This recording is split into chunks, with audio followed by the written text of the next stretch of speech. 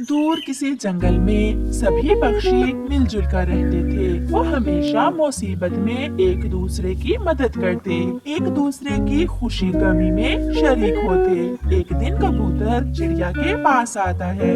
चिड़िया बहन, मेरे बेटे को कल से तेज बुखार है और मेरे पास अपने बेटे की दवा लेने के लिए पैसे नहीं है। अगर आप मुझे 100 रुपए उधार दे दो तो मैं कुछ दिनों तक आपको लौटा दूंगा। कबूतर भैया, बहुत अच्छा हुआ जो आप मेरे पास आ गए। आप पैसे ले जाएं और अपने बेटे की दवा ले आए। मुझे बहुत शर्म आ रही थी आपसे पैसे उधार मांगते हुए, मगर मैं बहुत मजबूर था। कबूतर भैया, इसमें शर्म की क्या बात, दुख सुख में अपने ही तो काम आते हैं। फिर कबूतर चिड़िया से पैसे लेकर वहाँ से चला जाता है। न जाने जंगल में ऐसे कितने गरीब पक्षी होंगे जिन्हें मदद की जरूरत होगी और वो शर्म के मारे चुप रहते हैं। फिर चिड़िया दूसरे दिन सब पक्षियों को इकट्ठे करती है। दोस्तों, मैंने सोचा है कि हम सब मिलकर कुछ पैसे जमा किया करेंगे और उन पैसों से गरीब पक्षियों की मदद किया करेंगे। चिड़िया बहन, हम ऐसा करते हैं, हम जंगल में एक हेल्प बॉक्स रखते हैं और सब पक्षी अपनी अपनी बचत में से कुछ पैसे उस हेल्प बॉक्स में डाल दिया करेंगे और फिर जिसे मदद की जरूरत होगी हम हेल्प बॉक्स के पैसे में से उसकी मदद कर दिया करेंगे। तोते की बात ठीक है, ऐसे किसी को परेशानी भी नहीं होगी और दूसरों की मदद भी हो जाएगी।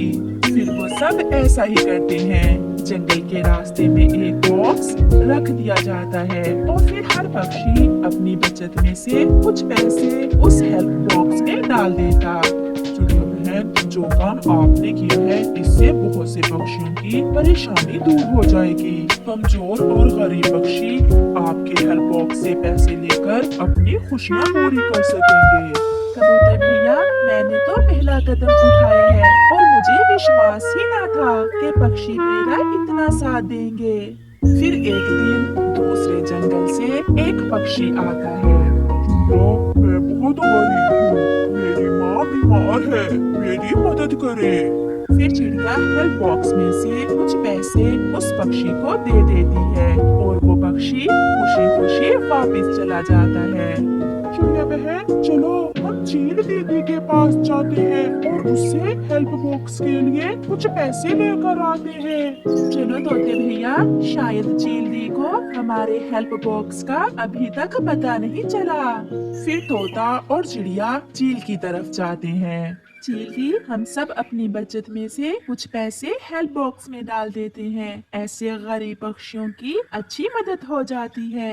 आपका ये काम मुझे बहुत अच्छा लगा। कुछ पक्षी तो मांग कर ले लेते हैं और कुछ गरीब ऐसे भी होते हैं जिन्हें दूसरों से मांगने में बहुत शर्म आती है।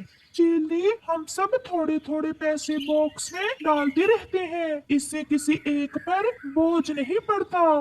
तो फिर ये ले मेरी तरफ से 1000 रुपए और मैं हर महीने अपना हिस्सा दिया करूंगी।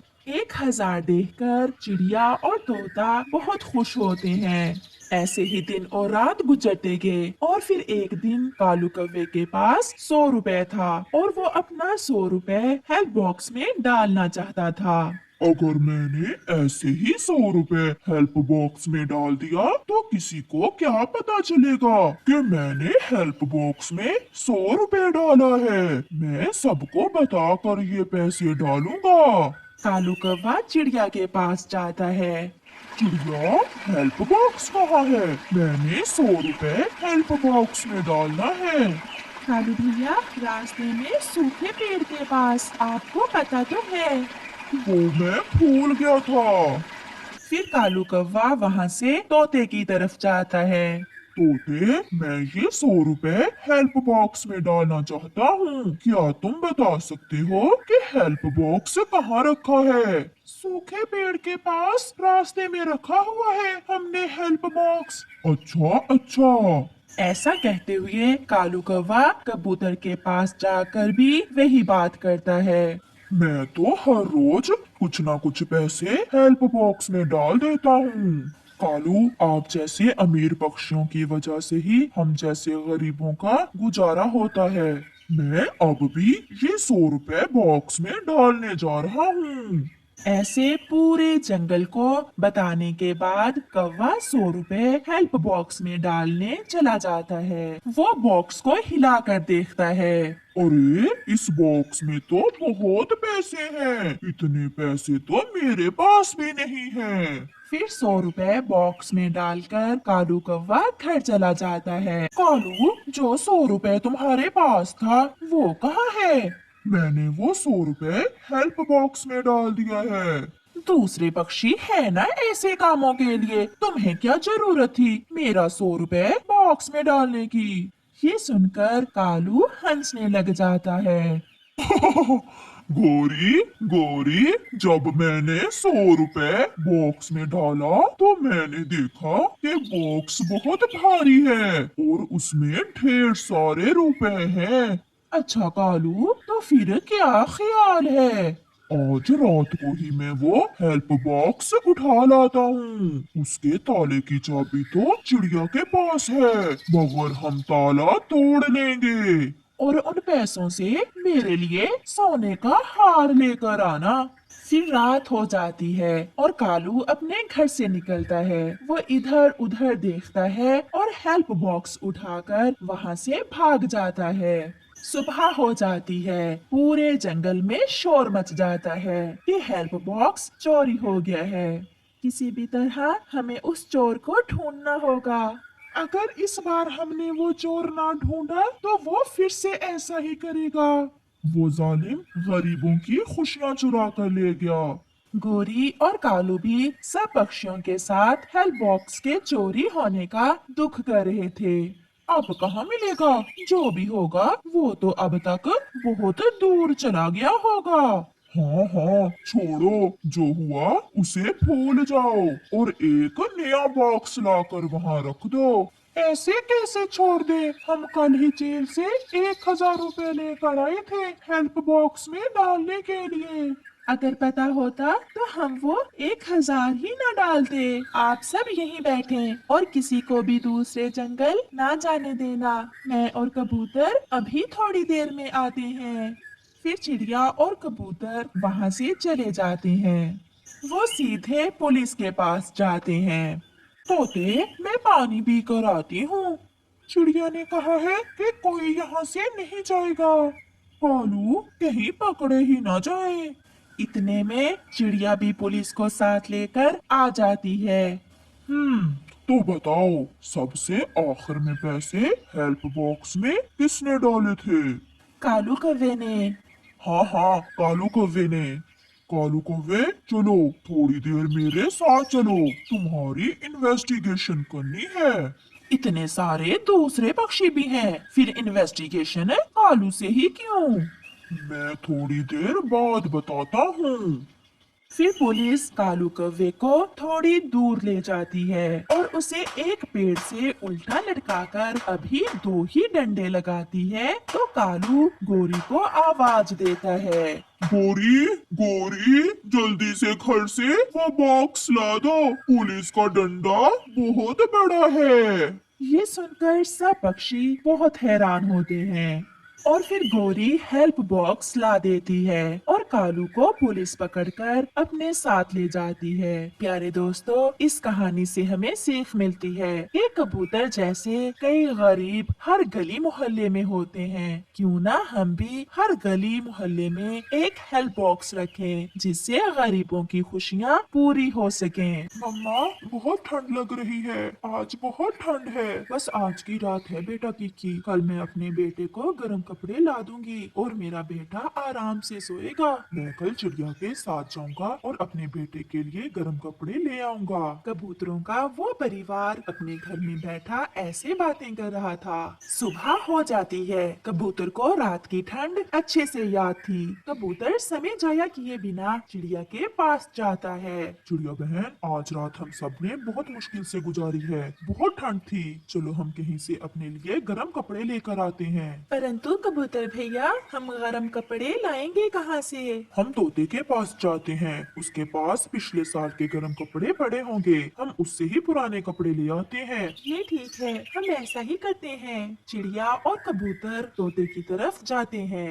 मेरे पास कुछ गर्म कपड़े पड़े थे, मगर जब गर्मियों में तेज तूफान आया तो मेरे सारे गर्म कपड़े तेज तूफान में उड़ गए थे। मैं देखता ही रह गया। मैं तो खुद सारी रात ठंड से मरता रहा हूँ। तो फिर चलो हम सब उस जादुई बेरी के पेड़ के पास जाते हैं, वो जरूर हमारी मदद करेगी। दोस्तों आप चलें और मैं जाकर कव्वे और कव्वी को भी बुला लाता हूँ, उन्हें भी गर्म कपड़ों की जरूरत होगी। फिर वो सब ऐसा ही करते हैं। चिड़िया और तोता जादुई बेरी के पेड़ों की तरफ और कबूतर कव्वे और कव्वी को बुलाने चला जाता है। चिड़िया और कबूतर चले गए हैं। चलो अगर आपने भी गर्म कपड़े लेने हैं तो मेरे साथ चलो। चल कालू चल, अब ठंड बढ़ गई है, ऐसे गर्म कपड़ों के बिना गुजारा नहीं होगा। मुझे सारी रात नींद नहीं आई, मैं तो सोने लगा हूँ, तुम कबूतर के साथ चली जाओ। गोरी कव्वी कबूतर के साथ चली जाती है। कबूतर भैया, यही है ना वो दोनों जादुई पेड़? हाँ हाँ चिड़िया बहन, बेरी के 2 जादुई पेड़ यही हैं। चिड़िया, क्या ये पेड़ हमें गर्म कपड़े दे देंगे? क्या आप सब गर्म कपड़े लेने आए हैं? मैं तो गर्म कपड़ों का पेड़ नहीं, मैं तुम्हें सोना और चांदी दे सकता हूँ। अगर आपको गर्म कपड़े चाहिए तो वो सामने वाले दूसरे पेड़ के पास जाएं। चिड़िया, चलो हम सब उस दूसरे पेड़ के पास जाते हैं। कितने पागल है ये पक्षी, सोना और चांदी छोड़कर गर्म कपड़ों वाले पेड़ के पास जा रहे हैं। चलो गोरी बहन, रुक क्यों गई हो? हमें देर हो रही है। ठहरो, मुझे इस पेड़ से कोई बात करनी है। पेड़ जी, क्या हम सोना चांदी और गर्म कपड़े दोनों चीजें नहीं ले सकते? नहीं, हम दोनों पेड़ों में से आप किसी एक पेड़ से कुछ ले सकते हो, ये आपकी इच्छा है। सोना चांदी चाहिए या गर्म कपड़े? तो पक्षियों, आप जाओ और लो गर्म कपड़े। मैं तो इसी जादुई बेरी के पेड़ से सोना और चांदी लूंगी। कितनी लालची हो तुम गोरी, ये सोना और चांदी तुम्हें ठंड से नहीं बचा सकेंगे। चल चल, मुझे ऐसे भाषण न दो,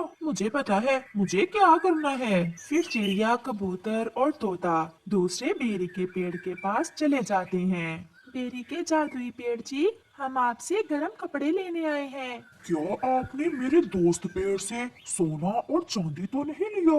नहीं नहीं जादुई पेड़ जी, हमें सोने और चांदी की कोई जरूरत नहीं है, हमें तो केवल गर्म कपड़े ही चाहिए। तो फिर ले, अपने अपने पसंद के रंगों के गर्म कपड़े तोड़ लें। फिर अचानक उस पेड़ पर मुख्तलिफ रंगों के गर्म कपड़े लग जाते हैं। वो सब बहुत खुश होते हैं और अपने अपने पसंद के रंग देखकर वो सब अपने लिए गर्म कपड़े तोड़ लेते हैं। पेड़ जी, आप बहुत अच्छे हो जो हमारी मदद करते हो।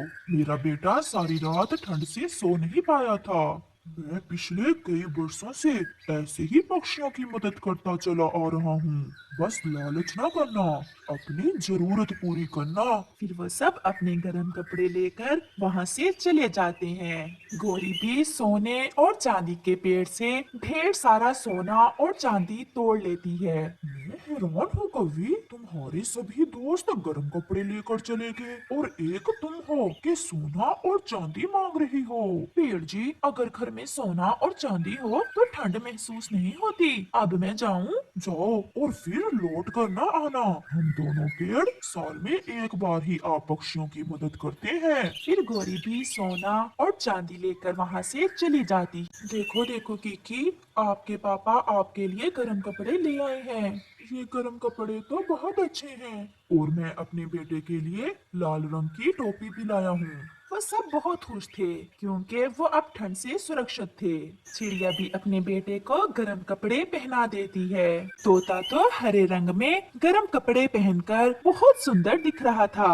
अरे गोरी, तुम गर्म कपड़े लेने गई थी और ये क्या, तुम इतना ढेर सारा सोना और चांदी ले आई हो? मैं सियानी हूँ, दूसरे पक्षियों की तरह पागल नहीं हूँ। वहाँ 2 जादुई बेरी के पेड़ थे, एक गर्म कपड़े देता था और दूसरा सोना सोना और चांदी। मेरी पत्नी बहुत सियानी निकली जो सोना और चांदी ले आई। रात तो निकल ही जाएगी गर्म कपड़ों के बिना भी। फिर शाम होते ही आसमान पर गहरे बादल छा जाते हैं और ठंडी हवा चलने लगती है। आज तो ठंड कल से भी ज्यादा है। लग रहा है बारिश भी आने वाली है। अगर बारिश शुरू हो गई तो ठंड और भी बढ़ जाएगी। वो ऐसे बातें कर ही रहे थे कि तेज बारिश शुरू हो जाती है। सब पक्षी बहुत खुश थे क्योंकि ठंडी हवा का उन्हें कोई डर न था। मम्मा मम्मा आज गर्म कपड़े भी हैं और बारिश भी। आज तो मैं बहुत खुश हूँ। दूसरी तरफ गोरी और कालू पहले तो एक दूसरे से छुपाते हैं, फिर जब ठंड उनकी बर्दाश्त से बाहर हो जाती है तो वो दोनों रोने लग जाते हैं।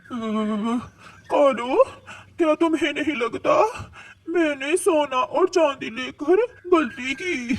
अगर गर्म कपड़े हमारे पास होते तो आज हम भी दूसरे पक्षियों की तरह बारिश का मजा लेते।